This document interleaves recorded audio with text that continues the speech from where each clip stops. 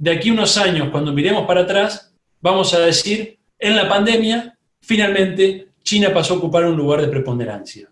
Bien, ¿en qué se evidencia esto? Se evidencia, por ejemplo, en que mientras las economías del mundo entero están cayendo en valores en torno al 10% del PBI, bien, por ejemplo, Europa, Estados Unidos, América Latina, estamos cayendo en torno al 10% del PBI. China mantiene valores positivos de su crecimiento económico.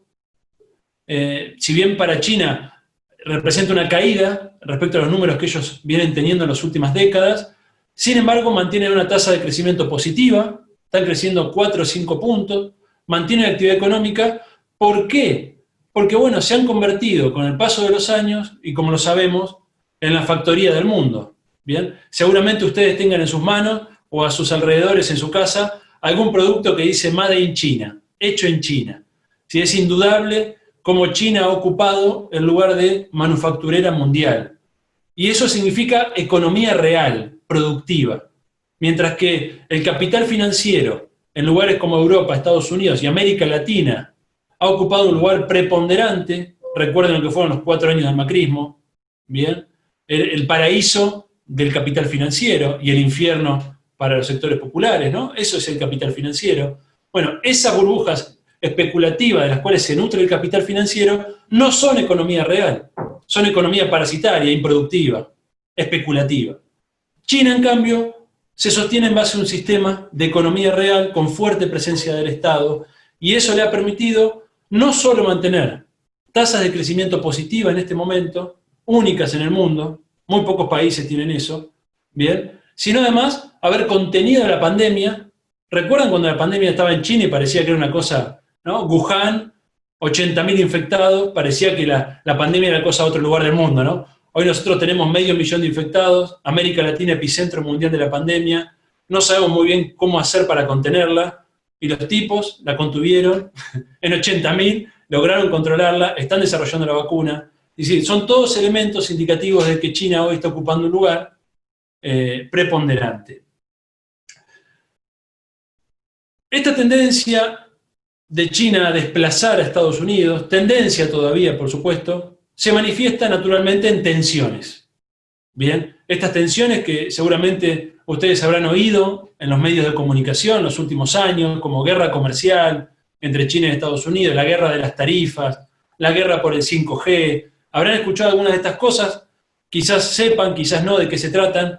Lo que están evidenciando es el intento de Estados Unidos de ponerle un freno a su decadencia, de ponerle un freno a su retroceso frente a China. Hasta ahora ese freno ha sido infructuoso. Bien. Cuatro tendencias donde se manifiestan estas, o cuatro ejes donde podemos analizar este momento, ¿no?, geopolítico de la pandemia. Por un lado, el eje ideológico. Lo que estamos observando es que el mundo occidental, capitaneado por Estados Unidos, está planteando una antinomia entre Occidente y Oriente como forma de desprestigiar el modelo chino.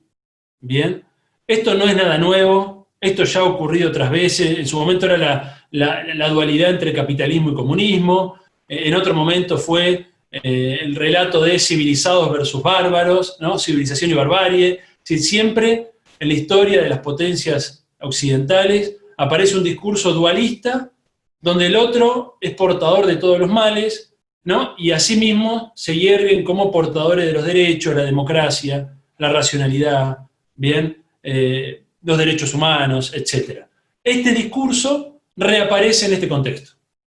Recuerden, y sigue apareciendo permanentemente en los medios, este discurso de la pandemia fue ocultada por China, la pandemia fue un producto, ¿no?, que no fue controlado debidamente por China, la culpa de todo la tiene China. ¿Sí? Esto va a aparecer, ya está apareciendo, y se va a acentuar con el tiempo. Bien. De hecho, aparece permanentemente en películas, en series, si hay una política de estigmatización del modelo chino. Segundo punto, segundo eje, el eje económico. En el eje económico podemos, por supuesto, dar cuenta de la guerra comercial entre Estados Unidos y China, guerra comercial que se manifestó hasta ahora en tarifas que se aplicaron mutuamente en el comercio entre ambas potencias, ¿no? En el comercio entre China y Estados Unidos coloca tarifas, pero no solo eso, sino que prohíbe a empresas norteamericanas de abastecer algunos insumos críticos para empresas chinas, ¿no? Esto por ahí parece muy, muy lejano, ¿no? Parece una cosa que, bueno, ¿dónde está ocurriendo todo esto, no? En la estratosfera. Sin embargo, es sumamente concreto. En concreto, significó que Estados Unidos le prohíbe a la empresa Intel, bien, que produce microchips, que abastezca a Huawei, bien, de ese insumo crítico. Con lo cual Huawei, la principal empresa de telecomunicaciones china, tiene que salir a buscar otros proveedores de este insumo o desarrollarlos por sí mismo. Es decir, significa una traba para su desarrollo. Este tipo de conflictos comerciales es un intento, como decía, de Estados Unidos de frenar este crecimiento, ¿no? El segundo elemento en lo económico que se va a ver y se está viendo es una mayor competencia por mercados, por recursos naturales y una disputa por el control de la banca financiera. China es un gran, ya en este momento lo está haciendo, ¿no? China en este momento es un gran inversor, por un lado, es un gran inversor a escala global, pero no solo eso, sino que además comienza a disputarle a los Estados Unidos y a la moneda de Estados Unidos, que es el dólar, comienza a disputarle el lugar de reserva de valor y comienza a disputarle el control de las grandes finanzas globales. Esto significa en concreto que China se ha vuelto prestamista para muchos países del mundo en primera instancia. Países que no apelan al FMI o a los Estados Unidos en busca de préstamos, sino que van a China. Y fíjense qué interesante, en este contexto China, en este contexto de pandemia y de caída económica de las economías del mundo, China adoptó una política de suspensión del pago de la deuda de los países que le debían a China. Fíjense qué interesante, ¿no? Es decir, 25 países que eran deudores de China, tenían deuda externa con China, durante el periodo de pandemia, durante este periodo excepcional, fueron habilitados por el propio gobierno chino a no pagar la deuda. Qué interesante, ¿no? ¿Cómo podría haber, imagínense las negociaciones por las que pasamos nosotros, lo que nos costó una quita, lo que nos costó renegociar los plazos? Fíjense qué política distinta, ¿no? De parte de China, en su intento, por supuesto, de construirse como país hegemónico, ¿no? Sin dudas. Pero, bueno, y piensen, por ejemplo, en la última etapa del gobierno de Cristina, cuando teníamos cerrado el acceso al crédito internacional, el país que vino a socorrernos en ese momento fue China. ¿Se acuerdan con el crédito swap? ¿Bien? Y el inversor en toda esa etapa de caída de la inversión en general fue China. Recuerden las represas hidroeléctricas en Santa Cruz, recuerden el acuerdo nuclear con China. Si China, como gran inversor, nos permite salir de la encerrona en que Estados Unidos nos coloca, ¿no? Tercer eje, el eje tecnocientífico. Acá ustedes me dirán, bueno, ya se fue el diablo, ya por ahí me pierdo por dónde va, pero voy a tratar de ser lo más didáctico posible, ¿bien? El aspecto científico y tecnológico, la disputa por la innovación científica y tecnológica es una dimensión fundamental de la competencia capitalista. Es decir, aquel país que tiene un predominio científico y tecnológico tiene un predominio en la arena militar y en la arena económica. Esto es directo, es lineal. Es decir, el predominio, la supremacía científica y tecnológica se traduce en un armamento más moderno, más de avanzada, en la capacidad de penetrar los sistemas de defensa de otro país, etc. Y por otro lado se traduce en mayor competitividad económica, menores costos de producción, nuevos productos, nuevas tecnologías que lanzan al mercado. Es decir, la innovación científica y tecnológica está en el corazón de la disputa geopolítica. En ese sentido, sin ir más lejos, voy a dar un ejemplo, ¿no? La última Guerra Fría, la Guerra Fría entre la Unión Soviética y Estados Unidos, en buena medida, Estados Unidos gana en esa Guerra Fría, se impone desde la década del 70 y 80, gracias al avance científico y tecnológico que significaron las telecomunicaciones y el Internet. Es decir, no estamos hablando de un aspecto secundario, fíjense, hoy estamos nosotros utilizando una tecnología de la Guerra Fría que Estados Unidos desarrolló en el combate contra la Unión Soviética y hoy estamos usándolo para hacer un curso de formación política peronista en el Cono Sur. ¿Bien? ¿Se dan cuenta de lo que esto significa? Tecnologías que surgen como tecnologías de avanzada, de vanguardia, en un momento de la historia, de mano de las grandes potencias, que son aquellas capaces de hacer las grandes inversiones científicas tecnológicas, bien, de correr la frontera del conocimiento, esos desarrollos científicos y tecnológicos luego se derraman sobre el conjunto de la sociedad. Hoy entonces lo que está ocurriendo también entre China y Estados Unidos es una competencia científico-tecnológica. Esto es lo que ustedes han escuchado en los medios como la guerra del 5G o el conflicto en torno a Huawei, que es la marca de los celulares que quizás conozcan, ¿no? Es decir, lo que ese conflicto está diciendo es que están compitiendo por el control de las telecomunicaciones de quinta generación, lo que se llama Internet de las Cosas, la inteligencia artificial, la computación cuántica, las tecnologías verdes, un conjunto de nuevas tecnologías que van a significar un nuevo paradigma productivo y un nuevo paradigma social. Piensen cómo cambió nuestras vidas la Internet, ¿cierto? Así como antes la cambió la aparición del televisor, de la radio, del automóvil. Es decir, cada uno de estos desarrollos del capitalismo industrial nos cambió la vida, para bien y para mal, nos cambió la vida, punto. Bien, la Internet sin duda nos cambió la vida profundamente. Estas tecnologías que están en el corazón de la disputa entre China y Estados Unidos en este momento nos van a cambiar la vida de acá a 10, 15 años.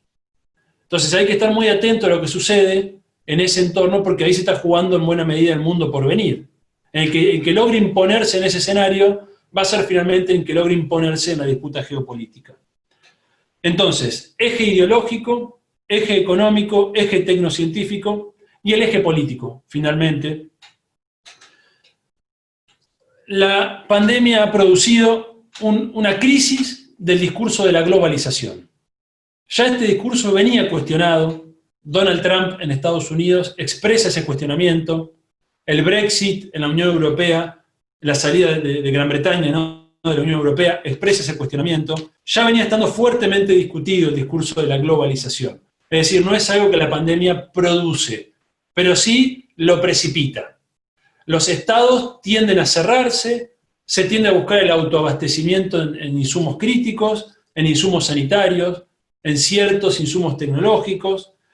Aparece una crisis de la democracia liberal, muy asociada a la globalización como modelo global político, y hay un resurgimiento del autoritarismo. Bien, esto es propio de contextos de incertidumbre. Es claro que hay un resurgimiento del autoritarismo, de la violencia, justo lo hablábamos con los compañeros antes de iniciar la charla. En diferentes contextos sociales uno va a ver una crispación social, bien, donde la incertidumbre de la pandemia colabora, pero no lo explica, ¿cierto? Sino que son tendencias más de fondo que el capitalismo no responde, no resuelve, y que estas situaciones excepcionales las acentúan, ¿no? Sin ir más lejos, piensen lo que está pasando en Estados Unidos, ¿no? El conflicto en torno al racismo, y sin ir más lejos, seguramente más adelante, cuando aparezcan las preguntas, veremos Latinoamérica y Argentina, ¿no? Entonces, 4 ejes: político, ideológico, económico y tecnocientífico. Y finalmente, para cerrar el contexto global, un elemento más para pensar esto. Hasta la Segunda Guerra Mundial, hasta 1945, la gran disputa a escala geopolítica, en el nivel de las relaciones internacionales, era la disputa entre grandes potencias industriales. ¿Bien? ¿Qué fue la Segunda Guerra Mundial? La disputa entre la Alemania industrial, Japón industrial, Gran Bretaña, Estados Unidos, Francia, las grandes potencias capitalistas.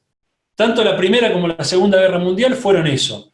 Una disputa que en definitiva era una disputa por las colonias, por los mercados, por los recursos naturales. Lo que buscaban, esto lo decía Hitler, ¿no? Espacio vital, decía. Alemania necesita espacio vital para crecer, ¿no? Esa era la idea que estaba detrás del pensamiento de Hitler, pero en verdad era un pensamiento de todo el empresariado alemán que necesitaba espacio para crecer y ese espacio no estaba.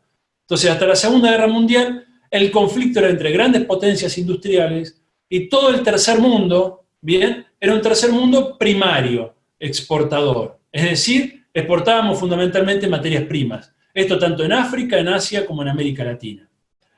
Después de la Segunda Guerra Mundial, esto cambia. Empieza el proceso de industrialización del tercer mundo. Piensen en Argentina, por supuesto, en el peronismo, pero es un proceso que se extiende hasta el 76. Bien, piensen, por supuesto, Brasil, y ni hablar Asia, ¿no? ¿no? Las grandes potencias industriales que se forman en ese contexto. Entonces, el monopolio industrial lo pierden las potencias tradicionales ya que la industria se deslocaliza, se traslada hacia el tercer mundo, ¿en busca de qué? En busca de mercados y en busca de mano de obra barata. Y ustedes me dirán, bueno, pero si los países del tercer mundo nos industrializamos, ¿por qué seguimos siendo subdesarrollados? ¿Por qué seguimos siendo periféricos? ¿Qué pasó?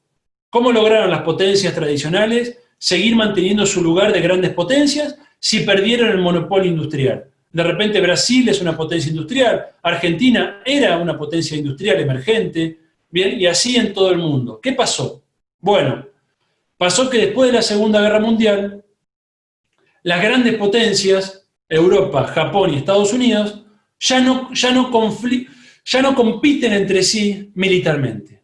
Se subordinan a los Estados Unidos como gran potencia triunfadora de la Segunda Guerra Mundial, pactan en lo que se llama el imperialismo colectivo o la tríada, bien, ya no compiten militarmente. Fíjense que después de la Segunda Guerra Mundial ya no hubo conflictos entre Europa, Estados Unidos y Japón, mientras que durante la primera mitad del siglo XX fue permanente la hostilidad y el conflicto. Cierran un bloque entre estos países, potencias tradicionales, y ahora el nuevo conflicto, primero fue el conflicto entre estos países y el bloque comunista, y caído el bloque comunista, el conflicto es ahora con las potencias emergentes. Bien, el conflicto ya no es Alemania-Estados Unidos, Alemania-Gran Bretaña, Gran Bretaña-Alemania, Japón-Estados Unidos, ya no es este conflicto, sino que el conflicto pasa a ser entre Europa, Estados Unidos y Japón, y el conjunto de los países emergentes, aquellos países que quieren salir del subdesarrollo, aquellos países que intentan iniciar un camino de soberanía, de independencia, de autonomía. Ese es el nuevo conflicto. Esa es la nueva línea de corte a nivel mundial. ¿Bien? ¿Y sobre qué se asienta el poder de estas potencias tradicionales? Sobre 5 monopolios. 5 controles que ellos ejercen sobre elementos clave del desarrollo. Primero, control sobre recursos naturales. Segundo, el control comunicacional. Tercero, el control financiero. Cuarto, el control científico-tecnológico. Quinto, armamento, ¿no? El poder militar. Son estos 5 elementos sobre los cuales se asienta el poder de la tríada, el poder del imperialismo colectivo. Fíjense, por ejemplo, la Argentina reciente. No me voy muy lejos para analizar estos 5 monopolios en disputa. Fíjense, recursos naturales. ¿Cuáles fueron los grandes conflictos que jalonaron tanto el gobierno de Cristina como recientemente el gobierno de Alberto? ¿Bien? ¿Qué fue la disputa por Vicentín? ¿Qué fue la disputa por las retenciones? Lo que estaba en disputa era la apropiación de una renta extraordinaria que produce el recurso natural, tierra de la pampa húmeda. ¿Bien? El recurso natural más rico del cual disponemos en Argentina, ¿cierto? Nuestra principal fuente de riqueza natural. La disputa con esos sectores concentrados, con esas cadenas globales de valor que no manejamos, fíjense que los puertos son privados, la tecnología es extranjera, el control es monopólico sobre la semilla, es decir, lo único que ponemos nosotros es la tierra, nada más. Y el trabajo que lleva que cada vez es menos. Es decir, tenemos muy poco ejercicio de control sobre esos recursos naturales, si lo piensan. Además podemos agregar el grado de extranjerización de la tierra, o pensemos, por ejemplo, el conflicto en torno a Malvinas, que tiene una dimensión geopolítica militar, por supuesto. Gran Bretaña tiene una base, la principal base de la OTAN fuera del hemisferio norte está en Gran Bretaña, en las Islas Malvinas, pero además tiene una dimensión de recursos naturales. Lo que se disputa en las Malvinas son recursos naturales. Bien, minería debajo del océano, posibles recursos petroleros y gasíferos, etc. Entonces, monopolio en disputa, recursos naturales. Segundo monopolio en disputa, el monopolio comunicacional. ¿Qué fue el conflicto en torno a la ley de medios, sino la disputa en torno al control comunicacional que las grandes potencias ejercen a través de las agencias locales? Porque estos tipos, Clarín, Radio Mitre, La Nación, ya no son empresarios nacionales, ya no son diarios locales, son agentes directamente articulados a un sistema global con sede en Washington, bien, por el cual manipulan, tergiversan, desestabilizan. Esto hay que verlo así, porque es así. Bien, no es una exageración. Esto está fuertemente articulado, como de hecho salió a la luz con el caso de Alessio, ¿no? El grado de articulación que tienen entre servicios de inteligencia extranjeros, embajadas, servicios de inteligencia locales, medios de comunicación. Bien, esto es permanente. Entonces, la segunda gran disputa del gobierno de Cristina, ni más ni menos que el segundo control monopólico de las grandes potencias, el control comunicacional. El control financiero. ¿Recuerdan la disputa por el Banco Central? Año 2014. ¿Se acuerdan? No pasó mucho tiempo. Bien, es la disputa por el control de la banca. ¿Se acuerdan, no? El conflicto con los fondos buitres. Es esto. Es la disputa por el control financiero. Ni hablar el Banco del Sur, iniciativas que nunca llegaron a desarrollarse, ¿no? Porque el boicot es muy fuerte de parte de la banca internacional. Cuarto elemento, ciencia y tecnología. Fíjense, ¿qué fue de las primeras cosas que hizo Macri cuando asumió el gobierno? Destruir la ciencia y la tecnología locales, ¿no? Hizo lo que en un comunicado que hicimos en 2016 con un grupo de compañeros llamábamos como cientificidio, ¿no? Macri tuvo una política activa de destrucción de capacidades científico-tecnológicas. No lo logró, por supuesto, porque hay capacidades construidas, hay memoria, hay capacidad también organizativa en el sector, pero el daño fue muy grande. Bien, es decir, y fíjense dónde apuntaba, particularmente apuntó al sector nuclear, al sector aeroespacial, que son sectores que Argentina tiene un lugar privilegiado en el mundo, y eso les molesta a las grandes potencias, porque ellos se reservan esos nichos de altísimo valor agregado para ellos mismos, para las grandes potencias. No quieren que un país emergente se meta en estos nichos que ellos dominan y que son, como dije, nichos de alto valor. Cuarto ejemplo, la disputa armamentística o el control armamentístico global. Me voy a ir un poquito más atrás. Hay algunos compañeros acá que pintan canas y quizás se acuerden. ¿Nos acordamos del desmantelamiento del proyecto misil Cóndor 2? ¿Bien? Los primeros años de Menem. Argentina había desarrollado un proyecto misilístico de mediano alcance con capacidad potencial para instalar una ojiva nuclear. Más allá de que esto no fuera la finalidad, también tenía fines pacíficos. Bien, podía ser utilizado con otros fines. El proyecto Cóndor 2 tenía un grado de desarrollo muy importante, llegaba, por supuesto, a levantar vuelos, llegó hasta la estratosfera, sí, tenía una capacidad argentina tecnológica en misilística muy importante. Una de las cosas que Menem pacta a través de los acuerdos con Estados Unidos, de las relaciones carnales, fue desmantelar completamente el proyecto Cóndor 2, y no solo eso, sino que todos los prototipos, todos los desarrollos, e incluso los preprints, los mapas, los diseños, todo eso fue a parar a Estados Unidos. ¿Sí? Y esto es solo un ejemplo del control que ejerce en escala global sobre el desarrollo armamentístico y militar. Argentina, como saben, en las últimas décadas ha perdido completamente todo lugar en la esfera militar, que es una esfera difícil de discutir para el campo popular argentino después de la dictadura, pero fundamental. Es decir, necesitamos volver sobre el debate de la defensa, sobre el debate militar, sobre el debate geopolítico, en algún momento, ¿no? Es decir, la dictadura, sin duda, es una marca que nos quedó a fuego, bien, pero no podemos confundir violación de derechos humanos con la necesidad de tener una defensa nacional seria, articulada, moderna, con capacidad de respuesta, que hoy no tenemos. Argentina tiene, como saben, una situación muy débil en ese sentido. Bueno, ahí ya le aporté una serie de elementos para pensar el contexto global. Después en las preguntas podremos volver si quieren sobre algunos de estos elementos, si no, bueno, iremos sobre otras cosas, no sé, ustedes verán. Vamos ahora al contexto latinoamericano. Lo primero que hay que decir es que la pandemia golpea sobre una de las regiones que más sufrieron el neoliberalismo en el mundo. América Latina junto a África son las dos regiones que más sufrimos, que más retrocedimos durante el capitalismo globalizado, durante el neoliberalismo.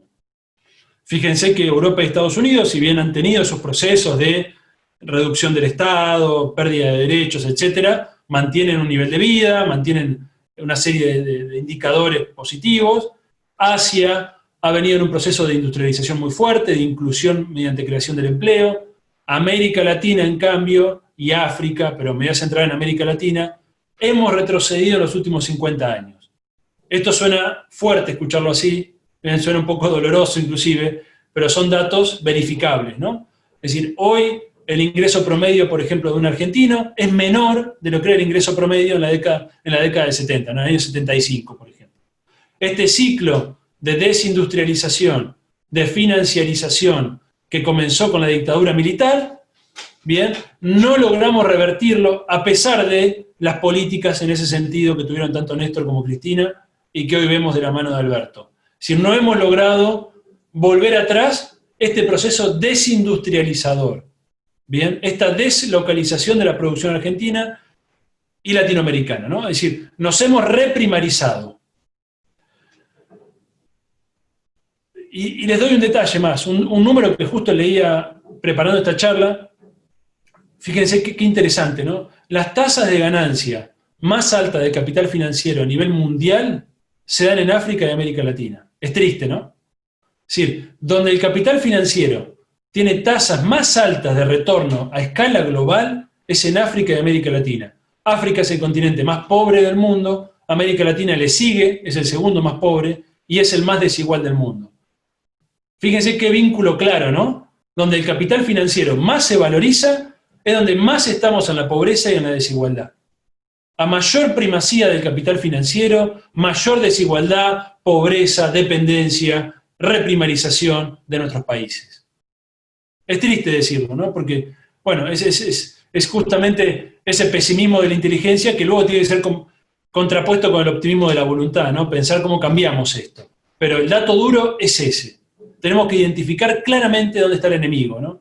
Y el capital financiero, el capital especulativo, es claramente uno de esos enemigos, ¿no? Yo no le digo rival, porque el rival político es un rival en el marco de un proyecto nacional, en el marco de una concepción democrática, en el marco de un intercambio de ideas, ¿no? El capital financiero es otra cosa, es corruptor de la sociedad. Fíjense, insisto, en el macrismo, lo que fueron esos 4 años, el grado de endeudamiento, el grado de destrucción de las capacidades estatales, de los instrumentos de regulación del Estado, etc. El segundo gran elemento del contexto latinoamericano, sin dudas, es el intervencionismo norteamericano. Es decir, Estados Unidos, ustedes ya lo saben, concibe a América Latina como el patio trasero, y en este contexto en que se pone en discusión el lugar de Estados Unidos como conductor mundial, ese control sobre América Latina se vuelve una necesidad imperiosa para los Estados Unidos. Bien, aquí yo creo que hay un momento de quiebre, en torno al 2009-2010, ¿no? Cuando Estados Unidos sale de las guerras de Medio Oriente, cuando China claramente ya se está ubicando como gran potencia, y Estados Unidos comienza a recrudecer el intervencionismo sobre América Latina. Y aquí ya no tenemos que ver el intervencionismo a la vieja usanza, ¿no? Ya no son los paracaídas que caen sobre Panamá, o sobre Granada, o la invasión a Cuba en Playa Girón. Ya no hay que pensarlo de ese modo, sino que hay que pensarlo como la guerra híbrida, ¿no? La intervención mediante operaciones de inteligencia, de big data, de fake news, las operaciones diplomáticas, las sanciones comerciales. Es decir, es un hostigamiento permanente. Son operaciones de desgaste permanente. Esto es la guerra híbrida o guerra de quinta generación. ¿Bien? Que es lo que siguió a la guerra de cuarta generación, que fue la guerra sucia, la guerra psicológica, el terrorismo. Bien, en la doctrina militar norteamericana pasamos de la guerra de cuarta generación, que la sufrimos en nuestro país, ¿no? Década del 70, a la guerra de quinta generación, que son operaciones de desgaste. Y aquí el trabajo práctico está claro. Alcanza con ver la agenda mediática de nuestro país y ver las operaciones de desgaste permanente que hay sobre el gobierno. Es permanente.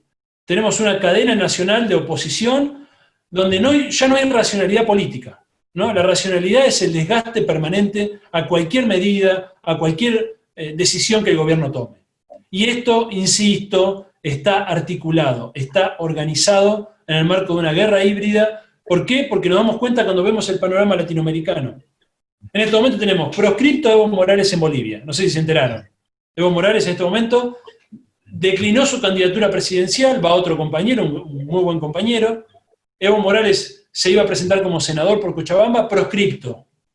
Está proscripto Correa en Ecuador.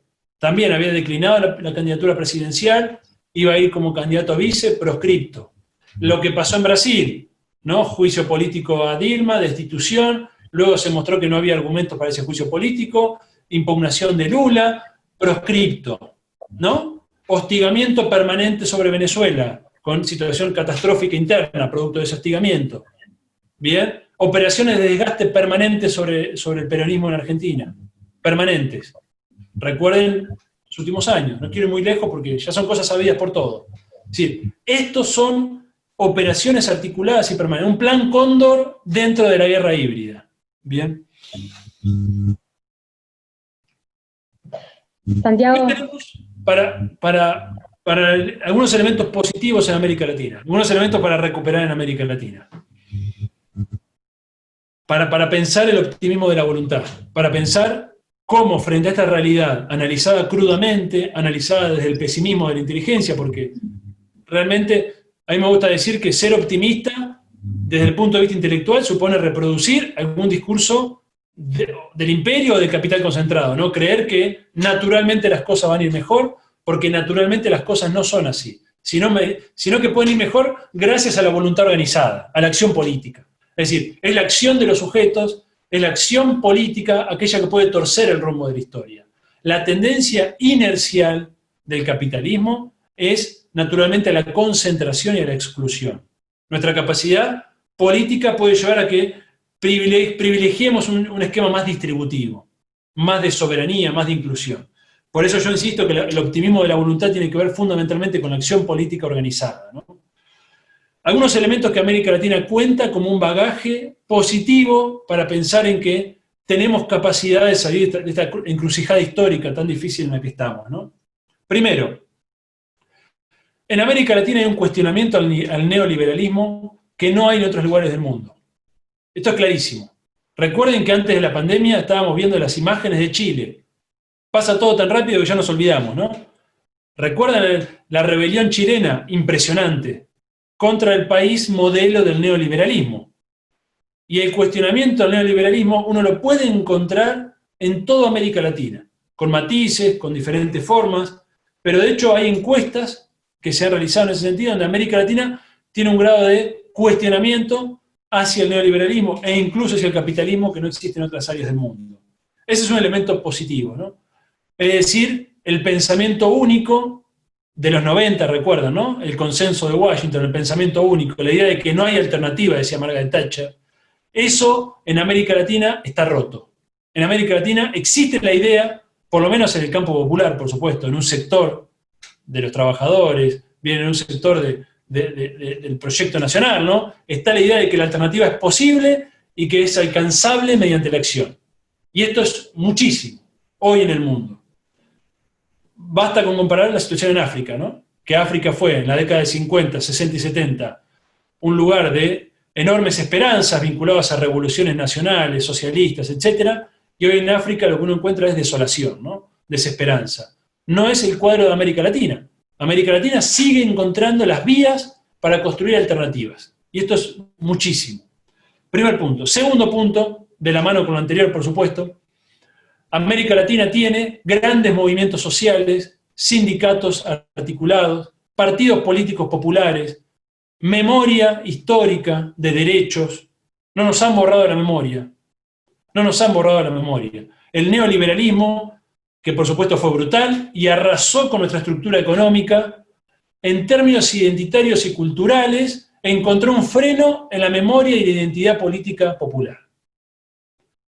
Matícenlo todo lo que quieran, por supuesto. No es lo mismo los sectores populares o la clase trabajadora hoy que hace 50 años. La identidad con el peronismo, por ejemplo. Por supuesto que no. Por supuesto que ahí se ha retrocedido en ese sentido. Sin embargo, pensemos en Argentina. Argentina tiene todavía hoy una clara mayoría social de orientación peronista o de orientación nacional popular. Bien, esto es así. E incluso cuando la derecha nos ganó, fue en buena medida por fraccionamientos internos dentro del campo nacional. Si tenemos todavía, bien, si quieren discutir, lo discutimos, pero quizás primer minoría, pero yo creo que somos mayoría social, ¿no? Sí, tenemos todavía anclaje popular real. Esto en otros lugares del mundo se perdió. Segundo punto. Y tercer punto, por supuesto, y con esto cerramos y damos lugar a las preguntas y podemos charlar un poco sobre Argentina.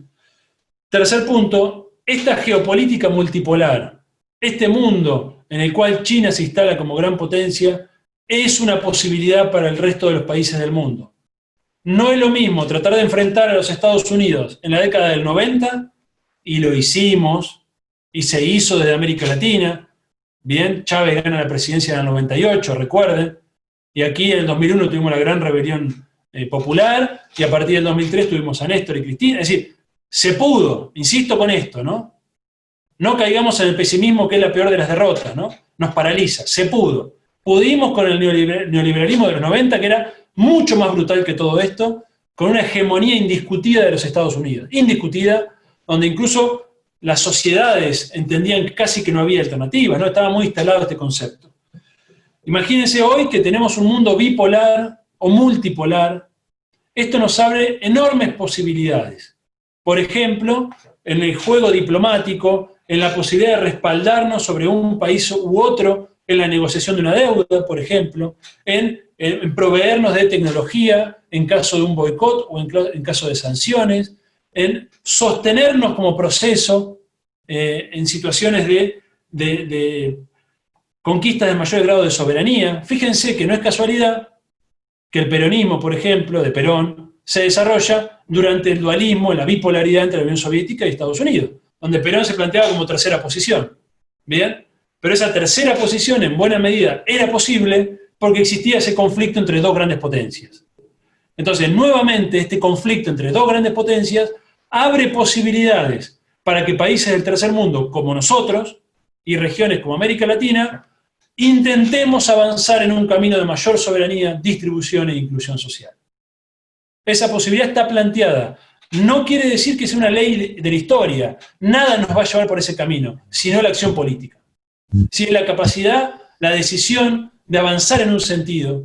Y aquí hay una responsabilidad muy grande, por supuesto, de los líderes políticos, de los conductores, por supuesto, pero también de las bases, ¿no? También del movimiento en su conjunto, que debe presionar, que debe exigir avanzar en un sentido, ¿no? Y las condiciones están dadas por todo lo que digo. Bueno, disculpen si fui confuso y por ahí reiterativo en alguna cosa. Me gustaría por ahí, a partir de las preguntas, generar algunas reflexiones más o poder intercambiar sobre algunos de estos elementos. Muchas gracias. Yo, cuando estabas hablando acá un poco de cómo Estados Unidos se olvidó de su patio trasero en el contexto de la guerra en Medio Oriente, justamente coincidió con el avance de un montón de gobiernos populares en la región. Vos lo nombraste recién, teníamos Lula, tuvimos a Chávez, Néstor y Cristina, y vimos cómo hace unos años atrás comenzó a barrer, si se quiere, toda América Latina, otra vez la derecha, con esto que vos decías, los golpes blandos, el avance, la justicia, persiguiendo a expresidentes, bueno, todo lo que ya sabemos. López Obrador en México asumió con un discurso y que se lo veía como si fuera una bocanada de aire fresco para la región, hasta cierto punto. Alberto, vemos cómo volvimos, es como decís vos, no hay que ser pesimista absolutamente, pero sí, durante los 4 años de macrismo, el contexto de Brasil tampoco colabora, hemos visto como un montón de organismos que teníamos nosotros en la región se fueron deteriorando. Mercosur, el ALBA, la UNASUR, era uno de los elementos de integración que más teníamos en la región y vimos cómo se fueron deteriorando en los últimos años. Creo que me parece que a nivel regional es uno de los desafíos que tenemos, pero me parece que también el contexto no ayuda. ¿Qué balance haces actual? Tenemos un personaje impresionante en Brasil, Paraguay, que también, con el triunfo de la derecha también en Uruguay. Es como que estamos bastante aislados, no es el mismo contexto que tenía Néstor allá por el 2003, que tuvo Cristina, que tuvo un Lula, que tuvo Dilma. Es un contexto que implica grandes desafíos, me parece, para nuestro país. A nivel regional, dado que nos quedamos absolutamente sin instrumentos de integración que habíamos logrado fomentar, inclusive muchos, que vos lo nombraste, como el Banco del Sur, que era, me parece, uno de los logros más importantes y que nunca lo pudimos concretar.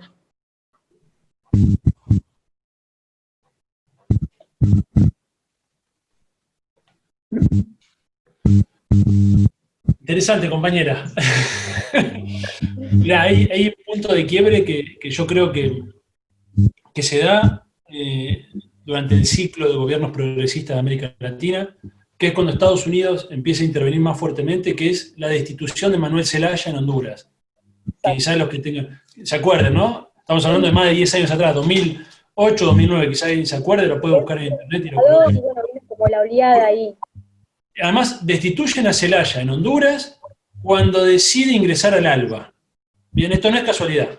Es decir, el ALBA estaba creciendo como una opción política. El ALBA era la alianza entre Cuba, Venezuela, Bolivia, Ecuador, Nicaragua, bien, y algunas islas del Caribe, y Zelaya iba a incorporar a Honduras. Y Zelaya es literalmente secuestrado de la Casa de Gobierno y sacado del país. Veamos la locura que es esto, ¿no? Si Zelaya es secuestrado de la Casa de Gobierno de noche y sacado del país, se le hace un golpe de Estado.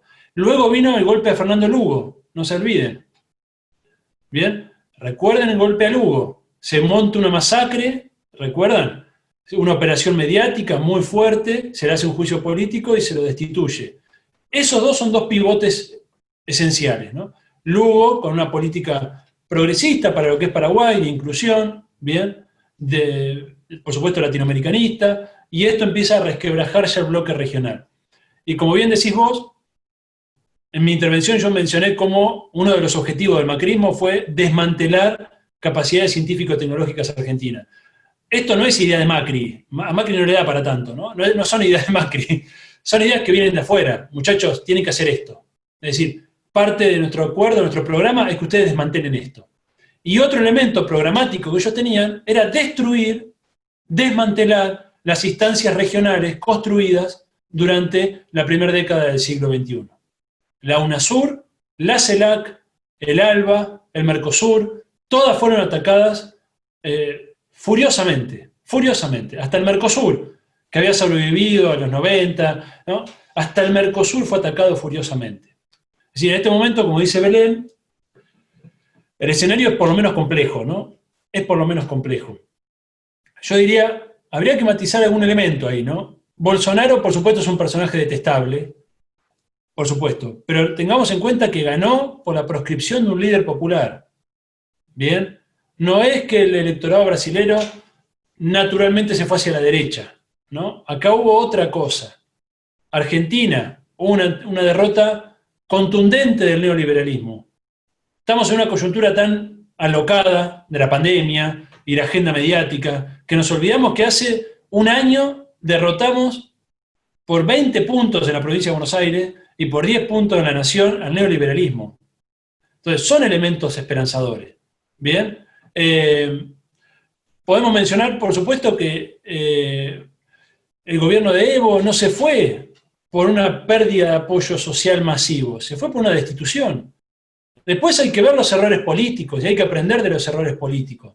En México, un gobierno popular triunfa en las elecciones, con los límites que tiene López Obrador en un país como México, que fue integrado casi directamente, linealmente en la economía norteamericana, ¿no?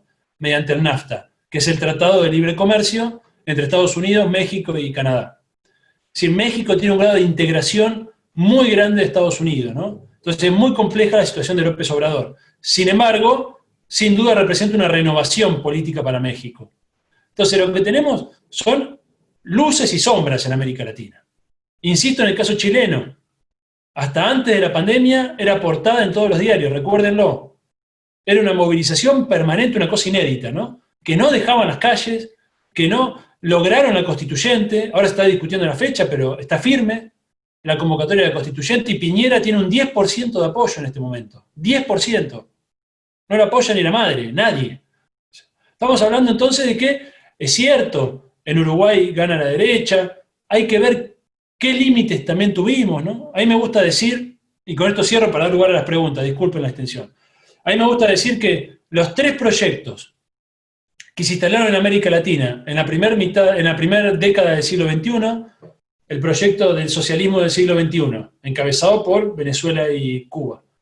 El proyecto del neodesarrollismo, encabezado por Brasil y Argentina. Y el proyecto neoliberal, encabezado por Chile, Perú y Colombia. Los 3 grandes proyectos fracasaron. Es duro decirlo así. Es duro. Es duro. Pero en los 3 encontramos derrotas electorales, límites. Si el neoliberalismo se enfrenta con catástrofes sociales, conflictos, resistencias populares. El socialismo, en el caso venezolano, lo estamos viendo, ¿no? La crisis que enfrentan, por supuesto vinculada al boicot norteamericano, pero no se explica solo por eso, hay errores internos. Y en el neodesarrollismo también tuvimos grandes errores. En el caso brasilero, en el caso uruguayo, también está dentro del esquema neodesarrollista, del Frente Amplio, y en el caso argentino. Es decir, encontramos un límite a la inclusión social dentro de determinados parámetros. Uno ve los indicadores y desde el año 2012 hasta el 2015, Argentina no mejoró los indicadores. Y eso es una señal de que habíamos entrado en un cuello de botella. Recuerden que Axel en ese momento era ministro de Economía y había planteado la sintonía fina, se acordarán, ¿no? Bueno, la sintonía fina tenía que ver con que los números no estaban dando, no estábamos logrando sostener la inclusión mediante empleo que habíamos logrado entre 2013 y 2012, y esto significa, en los hechos, que el Frente Nacional se empezó a resquebrajar. Bien, recuerden la pelea con la CGT, recuerden la separación del masismo y la consolidación de esa opción dentro del peronismo, y todo eso va a llevar a la derrota del 2015. Bien, entonces, hay límites y errores y problemas en los tres grandes modelos que se instalaron en la primera década del siglo XXI. Hoy pareciera que estamos en otra época y tenemos que hacer una lectura de lo que pasó, adecuarla a este nuevo contexto mundial, que como bien decía Belén, es otro. Yo no sé si es mejor o peor, no sé si es peor. Hoy realmente la bipolaridad con China es un elemento muy positivo. Esa bipolaridad no estaba en el 2003, no estaba. Cuando Chávez gana en el 98 las elecciones, era el pico de la hegemonía norteamericana. Y el tipo ganó las elecciones. Y ganó legítimamente, e impulsó la reforma constitucional, le quisieron hacer un golpe de Estado en el 2002, se la bancó, y gobernó hasta que se murió, ¿no? Y generó toda una ola en América Latina, ¿no? de gobiernos progresistas, nacional populares, etc. Entonces, ¿es peor? Y yo no sé si es peor. ¿Es peor Bolsonaro que lo que fue Brasil en los 90? Está bien, tiene un discurso xenófobo, violento, por supuesto que sí, ya lo sabemos. Pero en términos de política económica, ¿qué tan diferente es? ¿No podemos derrotar a Bolsonaro como derrotamos a otros gobiernos neoliberales en América Latina? Y seguro que sí, seguro que sí. De hecho, como saben, o les comento, el vicepresidente brasileño que expresa a las Fuerzas Armadas brasileñas tiene un discurso distinto a Bolsonaro, un discurso nacionalista. Por supuesto, no es el nacionalismo popular que quisiéramos, pero es un discurso nacionalista y de integración con el Mercosur, y es el vicepresidente de Bolsonaro. Entonces, en esas grietas también que presenta Brasil, hay que jugar desde Argentina, ¿no? Y ver cómo desarrollamos una estrategia diplomática en ese sentido. Disculpen la extensión. No, perfecto. Además de que me parece que también hay un recrudecimiento a nivel mundial, de avance de la derecha en Europa, que también viene avanzando en los últimos años. Pero bueno, vamos a las preguntas mejor. Acá tengo una pregunta de Irina, que dice, si bien en Latinoamérica y Argentina, como vos decís, hay mayoría de ese anclaje popular, aún así el avance de esa guerra híbrida es evidente y el poder hegemónico sigue siendo el mismo. ¿No deberíamos replantearnos la forma de hacer política en conjunto que se necesita para establecer una alternativa que realmente nos lleve a una transformación? ¿Te parece que juntemos varias preguntas? Dale, te tiro, para que tengo otras acá marcadas. ¿Se podría decir que en los momentos más extremos del capitalismo globalizado es donde resurgen las derechas más extremas, como pasó en los periodos de entreguerra que surgió el fascismo? ¿Podría compararse ese periodo excepcional con este periodo excepcional de pandemia? Esa es otra. Y acá tengo otra de Guille de Santellán que dice, la experiencia BRICS, a la que nos sumábamos que perdió peso, ¿cuáles serían los países que pueden intentar una nueva tercera posición?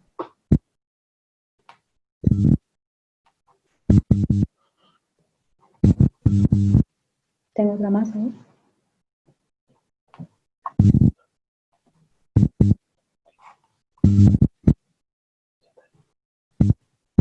Esas son algunas de las que tenemos, Santiago. Ah, bueno, perdón, estaba esperando. No pasa nada. En el caso de la primera, no entendí muy bien cuál era la pregunta. Por ahí puedo hacer una breve mención de este concepto de guerra híbrida. o guerra de desgaste, ¿no? O guerra total, como le llaman. Por un lado quiero aclarar que esta es doctrina oficial de la OTAN. Es decir, no estoy hablando de un discurso conspirativo que lo leí en un panfleto que encontré tirado en la plaza, ¿no? Esto es doctrina oficial de la OTAN, guerra de desgaste, guerra híbrida, son conceptos que se utilizan en materia de defensa y en materia de teoría militar, ¿no? No estamos hablando de cosas conspirativas, sino operaciones que podemos ver en concreto en nuestro día a día. ¿Bien? Solo que es más fácil verlas cuando operan sobre Siria, o sobre Venezuela, o sobre Irán, o sobre Corea, o sobre China, porque es mucho más claro, más evidente, aparecen articulados incluso elementos militares. Recuerden que hace unos meses, con un misil teledirigido, mataron a uno de los líderes iraníes, ¿recuerdan? Uno de los jefes de las Fuerzas Armadas iraníes, un misil teledirigido. O sea, ¿se dan cuenta de lo que estamos hablando de esto, no? El tipo se bajó de un auto, bajó de un aeropuerto, fue a tomarse el auto que lo iba a buscar y un misil que apareció de la nada lo reventó. Y los tipos tienen esta capacidad. ¿Sí? Esto es muy jodido, ¿no? Es muy jodido. O recuerden lo que hicieron con Libia. Recuerden que en un momento hubo una seguidilla de invasiones, ¿no? Afganistán, Irak, Libia, Siria. Solo que como nos quedaban lejos, por ahí no lo veíamos. Eso que pasó en la primera década del siglo XXI, en la segunda década del siglo XXI se desató como una tormenta sobre América Latina. Y la operación de desgaste, de lawfare, ¿no? Más las operaciones mediáticas, de inteligencia, el caso Nisman, o sea, todo esto fue brutal, fue brutal. Eso es la guerra híbrida. Y por supuesto, el gran enemigo invisible en este momento, que es el Big Data, ¿no? Las redes sociales, la capacidad de realizar manipulación de masas de una nueva manera. Porque una cosa es la manipulación que puede hacer Clarín o La Nación, que es una manipulación pública y que uno ve y puede discutir. Yo me compro el diario, veo la línea que bajan y puedo discutirla. ¿Bien? Esa es la vieja usanza, sería la prensa de antes. Ahora lo que tenemos son redes sociales, cada uno tiene un vínculo casi íntimo con su teléfono, ¿no? Es casi que no podés tocar el teléfono del otro porque es una pantalla a través de la cual te vinculás con el mundo. Cada vez más, esto lo sabemos en nuestras vidas, nos vinculamos con el mundo a través de esa pantalla, es decir, leemos la realidad a través de esa pantalla, a través de lo que esa pantalla elige mostrarme. Y tenemos una tendencia a creer que las tecnologías son neutrales. Esto se ha estudiado desde la filosofía de la tecnología, por ejemplo, ¿no? El ser humano tiene una tendencia a adoptar tecnologías nuevas, nos ejerce una fascinación la tecnología. Esto es impresionante. Fíjense cómo todas las edades han incorporado, por ejemplo, los smartphones, ¿no? Todos hemos incorporado esta tecnología con una rapidez. Si el ser humano es muy dúctil para incorporar tecnología. Y no las criticamos. No nos damos cuenta que son tecnologías con una carga de valores por detrás enorme. Es decir, estas tecnologías, por ejemplo, permitieron un grado de fragmentación social que no existía. Porque permitieron, por ejemplo, que hoy buena parte del ocio lo desarrollemos en nuestras casas, en el ámbito privado, y ya no vayamos a un club, ya no vayamos a una plaza, ya no vayamos a encontrarnos con alguien o a un cine, sino que nos quedamos en nuestra casa, en el ámbito privado, y todo esto significa fragmentación, encierro, separación, disgregación de lo social. Entonces, estas tecnologías son muy, muy importantes para entender cómo se está configurando la sociedad. Y el Big Data en particular, y la inteligencia artificial que manejan estas grandes empresas, ustedes saben que Google en este momento es la empresa que más factura en el mundo entero. Ya no son las petroleras, ya no son las farmacéuticas, ya no son las empresas de armamento, ya no es ni siquiera la banca internacional. Las grandes empresas que más facturan en el mundo en este momento son las empresas de informática. Bien, en particular en este momento el grupo Google. Y Google no es un buscador neutral. Y Facebook no nos muestra al azar lo que nos muestra. Hay inteligencia artificial y mecanismos para que nos muestren determinadas cosas. Y esto puede ser utilizado, y es utilizado, para manipular información. Hay un escándalo que aquí en Argentina no tuvo mucho eco, porque tenemos nuestros propios escándalos nacionales a diario, pero que a nivel internacional fue muy importante, que fue el escándalo de Cambridge Analytica, en el 2016, si no me equivoco, 2016-2017. ¿Qué fue Cambridge Analytica? Una empresa británica que le compró a Facebook la base de datos de sus usuarios, de cientos de millones no recuerdo el número, pero un número abrumador, los datos que todos los usuarios volcamos en Facebook, y en base a eso armaron grupos poblacionales por país, identificaron qué grupos eran más manipulables, y en base a eso desarrollaron estrategias de publicidad dirigida con fake news. ¿Bien? Y fake news es información falsa. Entonces, los políticos de muchos países del mundo, entre ellos Cambiemos, esta información es pública, ¿eh? Nuevamente no es un panfleto paranoico que encontré en la calle, sino que es información pública. En este momento Cambridge Analytica está en juicio. Cambiemos entre los países que contrató los servicios de Cambridge Analytica para la campaña política del 2015, haciendo publicidad dirigida a usuarios que se identifican mediante tecnologías de psicología, tecnologías de marketing, tecnologías de ciencias de la conducta, se identifican sujetos poblacionales manipulables. Bien, estas fake news no se dirigen indistintamente a todos por igual. No le van a ir dirigidas a César Valicenti, porque no le van a cambiar el voto. Si César no va a votar a la Bullrich, esperemos, no le va a votar. Entonces, ¿a quién van dirigida? A esa persona que manifiesta una despolitización, que manifiesta... Y esto es muy serio, es muy serio, es muy serio. Y no se sabe en el mundo cómo actuar frente a esto. Hay algunos intentos de regular las redes sociales, no tanto por la manipulación política, sino por los efectos psicosociales que tienen. Está probado, por ejemplo, que el consumo de redes sociales aumenta la ansiedad, aumenta la sensación de frustración y la depresión.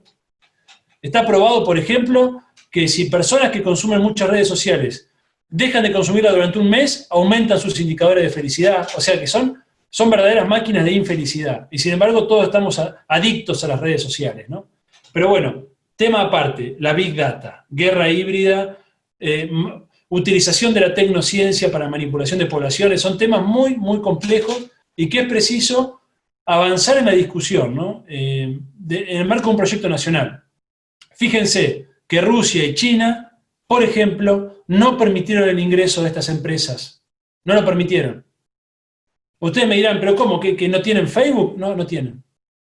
¿No tienen Google? No, no tienen. ¿No tienen Twitter? No, no tienen.